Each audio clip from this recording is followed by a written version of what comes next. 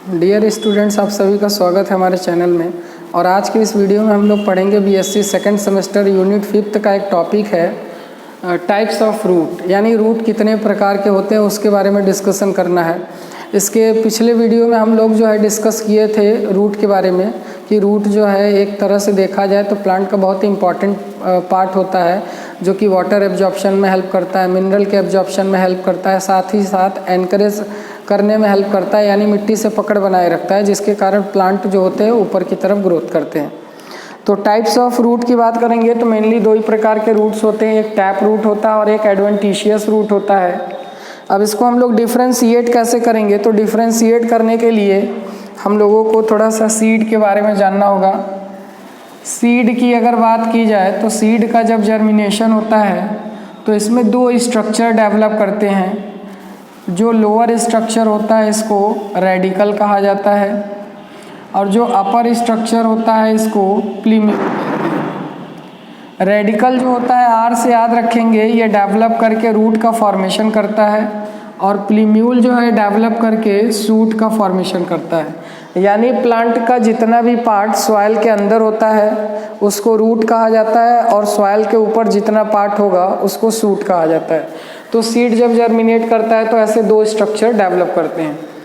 अब यहीं से डिफाइन करेंगे कि टैप रूट क्या होता है और एडवेंटिशियस रूट क्या होता है। तो टैप रूट की हम बात करेंगे तो जिस रूट का फॉर्मेशन डायरेक्ट रेडिकल से होता है उसको कहा जाता है टैप रूट, यानी the root which develop direct from radical is known as tap root. और रेडिकल के अलावा किसी अदर पार्ट से डेवलप कर रहा है तो उसको कहते हैं एडवेंटिशियस रूट। एडवेंटिशियस रूट को ही जो है फाइबरस रूट के भी नाम से जाना जाता है। एडवेंटिशियस रूट ज़्यादातर जो है मोनोकॉट में पाया जाता है। तो ये यहाँ पे दो रूट का स्ट्रक्चर बना हुआ है, एक टैप रूट है और दूसरा जो है एडवेंटिशियस रूट है, जिसको हम लोग फाइबरस रूट के भी नाम से जानते हैं। तो ये डायरेक्ट रेडिकल से, यानी सीड जर्मिनेट किया, इसके रेडिकल से डायरेक्ट डेवलप करके रूट का फॉर्मेशन हुआ है, तो इस तरह के रूट को हम लोग टैप रूट कहते हैं। टैप रूट में क्या होता है कि जब रेडिकल डेवलप करता है तो एक मेन रूट बनाता है जो कि थिक होता है और उससे ढेर सारे लैटरल ब्रांचेस निकले होते हैं। लैटरल ब्रांचेस जो होंगे वो थिन होते हैं और मेन रूट की अपेक्षा काफ़ी बड़े होते हैं, डीपली सॉइल में पाए जाते हैं ताकि वाटर को जो है ये एब्जॉर्ब कर सकें। तो ये टैप रूट हो गया। एडवेंटिशियस रूट की बात करेंगे तो एडवेंटिशियस रूट में भी फाइबरस रूट आते हैं। तो जो फाइबरस रूट होते हैं ये वीक रूट होते हैं, कमज़ोर होते हैं और ज़्यादातर ये मोनोकॉट्स में पाए जाते हैं। जैसे अपने यहाँ खेती होता है धान का, गेहूं का, गन्ने का। गन्ने में जो है देखा जाए तो गन्ने में जो है स्टिल्ट रूट पाया जाता है। स्टिल्ट रूट जो होता है वो स्ट्रॉन्ग रूट होता है, जिसमें रूट उसके नोडल रीजन से निकले होते हैं और 90 डिग्री बेंड करके सॉइल में पेनिट्रेट करते हैं। तो मेज वगैरह मोनोकॉट तो है लेकिन उसका रूट जो होता है वो स्ट्रॉन्ग होता है। गेहूं और धान की बात करेंगे तो उसमें फाइबरस रूट पाया जाता है। अगर हल्का सा भी प्रेशर क्रिएट करेंगे तो जो प्लांट होगा वो सॉइल से बाहर चला आता है। टैप रूट जो होता है स्ट्रॉन्ग रूट होता है, ज़्यादातर ये डाइकॉट में पाए जाते हैं। तो रेडिकल से डेवलप किया तो टैप रूट और रेडिकल के अलावा किसी अदर पार्ट से डेवलप किया तो एडवेंटिशियस रूट। इसी में हम लोगों को एक टॉपिक पढ़ना है मॉडिफिकेशन ऑफ टैप रूट। अब दोनों का मॉडिफिकेशन पढ़ना है क्योंकि इसमें हम लोग एंजियोस्पर्म का मॉर्फोलॉजी पढ़ रहे हैं, तो इसमें रूट भी पढ़ना है, स्टेम भी पढ़ना है, लीफ भी पढ़ना है और साथ ही साथ उनका मॉडिफिकेशन भी पढ़ना है कि किस तरह से उनमें मॉडिफिकेशन हुआ है। तो यहाँ पे हम लोग टैप रूट का मॉडिफिकेशन पढ़ेंगे। तो टैप रूट की बात करेंगे तो इनमें कई तरह के मॉडिफिकेशन हुए हैं जो अलग अलग फंक्शन को परफॉर्म करते हैं। जैसे कि यहाँ पे देखेंगे स्टोरेज फंक्शन, दूसरा है नोड्यूलेटेड रूट, तीसरा है रेस्पिरेटरी रूट। अब यहाँ पे नाम से ही क्लियर हो जा रहा है कि ये ऐसे रूट है, टैप रूट तो है ही है लेकिन ये फूड मटेरियल को स्टोर करने का काम करते होंगे, इसीलिए इनका नाम जो है स्टोरेज रूट रखा गया है। नोड्यूलेटेड रूट जो है ज़्यादातर दाल वाले फसल में होते हैं, दलहन फसल में, जिसको लेग्यूमिनस प्लांट कहा जाता है। तो आप जितने भी दाल वाले फसल देखेंगे उनके रूट में छोटे छोटे नोड्यूल्स पाए जाते हैं जिसको गांठ कहा जाता है और वहीं पे जो है सिम्बियोटिक बैक्टीरिया होता है नाइट्रोजन फिक्स करने वाला, तो नोड्यूलेटेड रूट हो गया। रेस्पिरेटरी रूट ऐसे प्लांट में ग्रो करता है जो कि सलाइन वाटर में ग्रो करते हैं और जो ये रूट होते हैं उनमें जो है दो तरह के रूट पाए जाते हैं इस प्लांट में। एक तो रूट होगा जो सॉइल में होगा जो कि उसको सपोर्ट प्रोवाइड करता है, एक रूट जो होता है वो सॉइल से बाहर की तरफ निकला होता है और उसमें छोटे छोटे पोर्स पाए जाते हैं जो गैसियस एक्सचेंज करता है, इसीलिए इसको कहा गया रेस्पिरेटरी रूट। और जो छोटे छोटे पोर्स पाए जाते हैं उनको निमेटोफोर्स कहा जाता है। अब इस स्टोरेज रूट की हम बात करेंगे तो ये स्टोरेज रूट भी कई प्रकार के पाए जाते हैं। यहाँ से देखिए एरो के द्वारा जो है इसको डिनोट किया गया है। ये स्टोरेज रूट में जो है ये 4 प्रकार के पाए जा रहे हैं, फ्यूजिफॉर्म, नेपीफॉर्म, कोनिकल और ट्यूबरस रूट।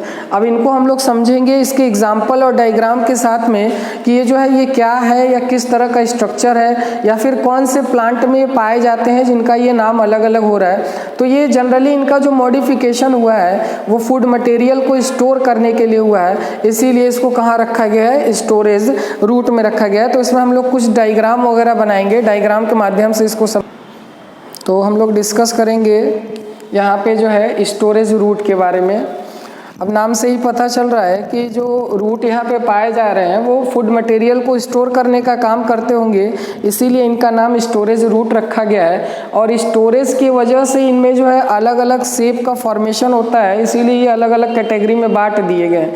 तो यहाँ पे पहला जो है फ्यूजिफॉर्म है। फ्यूजिफॉर्म में देखा गया है कि जो रूट होते हैं उसका मिडिल पार्ट जो है स्वेलन हो जाता है। स्वेलन होने के बाद जो उसका दोनों एंड होगा यानी एपिकल पार्ट और बेसल पार्ट वो नैरो होता है।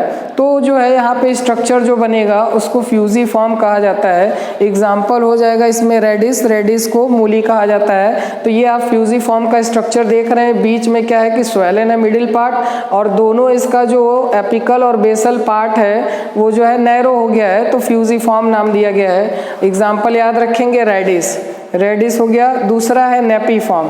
नेपीफॉर्म की अगर इसमें हम बात करेंगे तो ये प्राइमरी रूट होता है, मेन रूट होता है जो कि ऑलमोस्ट स्फेरिकल बनता है, स्फेरिकल यानी गोलाकार। लेकिन इसमें देखा गया है कि इसका जो एक एंड होता है वो सडन टैपर्ड हो जाता है, पॉइंटेड स्ट्रक्चर हो जाता है लोअर एंड पे, इसीलिए जो है इसका जो शेप बनता है वो नेपीफॉर्म बनता है। इसका एग्जाम्पल हो जाएगा टर्निप। टर्निप जो है सलजम को कहा जाता है, ये स्ट्रक्चर है इसका जो है। नेक्स्ट आएगा इसमें कॉनिकल। कॉनिकल की अगर बात करेंगे तो इसमें भी जो रूट होता है वो बेस की तरफ जो है स्वलन होता है। बेस इसका देखेंगे, ये स्ट्रक्चर आप देख रहे हैं कैरेट का, तो इसका जो बेस है ये स्वलन है, लेकिन इसका जो एपिकल एंड है वो टैपर्ड है। तो इस तरह के स्ट्रक्चर को कॉनिकल कहा जाता है और इसका एग्जाम्पल याद रखेंगे कैरेट। इसमें एक जो है आपको होमवर्क भी दे रहे हैं, कैरेट, इसमें जितना भी प्लांट लिखा हुआ है इसका साइंटिफिक नेम आप बताएंगे जो है कमेंट करके कि रेडिस अगर है तो रेडिस का क्या साइंटिफिक नेम होगा, टर्निप का क्या साइंटिफिक नेम होगा, कैरेट का क्या साइंटिफिक नेम होगा। तो कॉनिकल हो गया जिसमें कि रूट जो होता है बेस की तरफ स्वेलन होता है और इसका जो एपिकल पार्ट होता है ये जो है एपेक्स वाला पार्ट ये टैपर होता है और ग्रेजुअली टैपर्ड होता है। सडन टैपर्ड होगा तो इस तरह का स्ट्रक्चर बनेगा, धीरे धीरे ग्रेजुअली मतलब होता है स्लोली, धीरे धीरे टैपर्ड होगा तो इस तरह का स्ट्रक्चर बनेगा और एग्जाम्पल हो जाएगा कैरेट। यहाँ पे सॉरी कैरेट लिखा हुआ है, यहाँ पे रहेगा नेपीफॉर्म, नेपीफॉर्म नहीं कोनिकल। सी से याद रखेंगे कैरेट और सी से याद रखेंगे कॉनिकल, ये भूलेगा नहीं, सी से कॉनिकल और सी से कैरेट याद रखेंगे। नेक्स्ट है इसमें ट्यूबरस। ट्यूबरस की बात करेंगे तो ट्यूब लाइक स्ट्रक्चर यानी जो यहाँ पे फूड स्टोर करने के बाद जो शेप बनता है ये फिक्स नहीं होता है, कोई डिफिनिट शेप नहीं होता है, तो इसीलिए इसको ट्यूबरस कहा गया है। इसमें एग्जाम्पल आता है कसावा और मिराबिलिस जलापा आता है। मिराबिलिस जलापा को 4 o'clock प्लांट कहा जाता है, इसलिए इसको 4 o'clock प्लांट कहा जाता है क्योंकि 4 बजे शाम को इसमें इसके जो फ्लावर्स होते हैं वो ओपन हो जाते हैं, इसीलिए इसका नाम 4 o'clock प्लांट रखा गया है। तो इसमें हम लोग देख रहे हैं कि जो मॉडिफिकेशन हुआ है टैप रूट में वो 3 तरह से हुआ है। स्टोरेज रूट स्टोर करने का काम करेगा, नोड्यूलेटेड रूट और एस्पायरेटरी रूट। इसके बाद स्टोरेज रूट में भी कई प्रकार के होंगे शेप के आधार पे। पहला हो जाएगा फ्यूजिफॉर्म जिसका एग्जाम्पल रेडिस होता है, इसके बीच में स्वेलन होता है और दोनों एंड जो होता है देखेंगे नैरो होगा, तो यहाँ पे फ्यूजिफॉर्म का फॉर्मेशन होगा। नेक्स्ट है नेपीफॉर्म। नेपीफॉर्म का एग्जाम्पल जो है यहाँ पे जो है टर्निप है जिसको हम लोग शलजम कहते हैं। नैपी फॉर्म की अगर हम बात करेंगे तो इसमें जो मेन रूट होता है ऑलमोस्ट ये स्फेरिकल बनता है, लेकिन इसका एपिकल एंड जो होगा वो सडनली टैपर्ड हो जाता है, पतला हो जाता है, जिससे इस पॉइंट लाइक स्ट्रक्चर यहाँ पे बन रहा है, तो इसको नैपी फॉर्म कहेंगे। कॉनिकल की बात करेंगे तो कॉनिकल में क्या होता है कि जो इसका बेसल पार्ट होता है ये स्वेलन होता है और इसका जो एपिकल पार्ट होगा वो ग्रेजुअली टैपर्ड होता है, धीरे धीरे टैपर्ड होता है, जिससे कोन लाइक स्ट्रक्चर का फॉर्मेशन होता है, तो इसको कॉनिकल फॉर्म कहा जाता है। एग्जाम्पल हो जाएगा कैरेट। नेक्स्ट है इसमें ट्यूबरस। ट्यूबरस की बात करेंगे तो ये जिस भी प्लांट में स्ट्रक्चर बनता है इसका शेप जो है फिक्स नहीं होता है, इसीलिए इसको ट्यूबरस कहा जाता है। अब नेक्स्ट डिस्कस करते हैं नोड्यूलेटेड रूट, यानी जो नोड्यूलेटेड रूट है ये क्या होते हैं तो नेक्स्ट यहाँ पे हम देखेंगे नोड्यूलेटेड रूट की बात करेंगे तो ये ज़्यादातर जो है लेग्यूमिनस प्लांट में पाए जाते हैं, दाल वाले जितने भी फसल्स होते हैं, और उसमें जो है देखेंगे रूट में जो है छोटे छोटे नोड्यूल्स बने होते हैं जिसको गांठ कहा जाता है।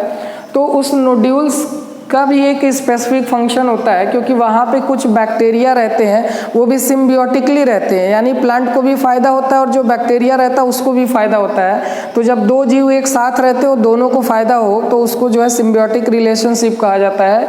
तो नोड्यूलेटेड रूट में देखा गया है कि एक बैक्टीरिया होता है जिसका नाम है राइजोबियम लेग्यूमिनोसोरम, और ये उसी रूट नोड्यूल में रहता है, प्लांट से भोजन लेता है और बदले में प्लांट को नाइट्रोजन प्रोवाइड करता है, जो कि नाइट्रोजन एक प्रकार का मैक्रोन्यूट्रिएंट्स है जो कि प्लांट के ग्रोथ और डेवलपमेंट में हेल्प करता है। नेक्स्ट है रेस्पिरेटरी रूट। नाम से ही पता चल रहा है कि रेस्पिरेशन यानी गैसियस एक्सचेंज में हेल्प करता होगा। तो ये जो स्ट्रक्चर आप देख रहे हैं ये जनरली जो है राइजोफोरा का एक प्लांट है जो कि सलाइन वाटर में ग्रो करता है, जहाँ पे खारा पानी पाया जाता है, जहाँ पे वाटर में जो है सलाइन की मात्रा अधिक होती है। तो इसमें देखा गया है कि दो तरह के रूट होते हैं। एक तो उस प्लांट का मेन रूट होता है जिससे वो सॉइल में एनकरेज प्रोवाइड करता है, पकड़ बनाए रखता है, वाटर मिनरल का एब्जॉर्प्शन करता है, और दूसरा जो होता है देखा जाएगा तो रेस्पिरेटरी रूट होता है। यानी ये जो आप ग्रीन कलर के स्ट्रक्चर देख रहे हैं ये रेस्पिरेटरी रूट है जो साइड साइड में और काफ़ी दूर तक फैले होते हैं ये, और इनमें छोटा छोटा पोर्स होता है। प्लांट क्या करते हैं, इसके थ्रू गैसियस एक्सचेंज करते हैं, इसीलिए इसका नाम रेस्पिरेटरी रूट रखा गया है। तो ये हो गया जो है मॉडिफिकेशन ऑफ टैप रूट। अब इसके बाद दूसरा जो हम लोग अभी रूट पढ़े, दो तरह के रूट पढ़े हैं, एक टैप रूट एक एडवेंटिशियस रूट। तो इसमें हम लोग टैप रूट का ये पूरा मॉडिफिकेशन पढ़ लिए। नेक्स्ट वीडियो में हम लोग पढ़ेंगे मॉडिफिकेशन ऑफ एडवेंटिशियस रूट। और यहाँ पे होमवर्क दिए हैं आपको, आप क्या करेंगे कि कमेंट में बताएंगे इनमें से कोई भी प्लांट जिसका आप साइंटिफिक नेम जानते हो, खुद जानते हो, ऐसा नहीं कि नेट पे सर्च करके और जो है कमेंट कर देना है कि जो इसका ये साइंटिफिक नेम होता है, खुद से बताएंगे। आज के लिए इतना ही, धन्यवाद।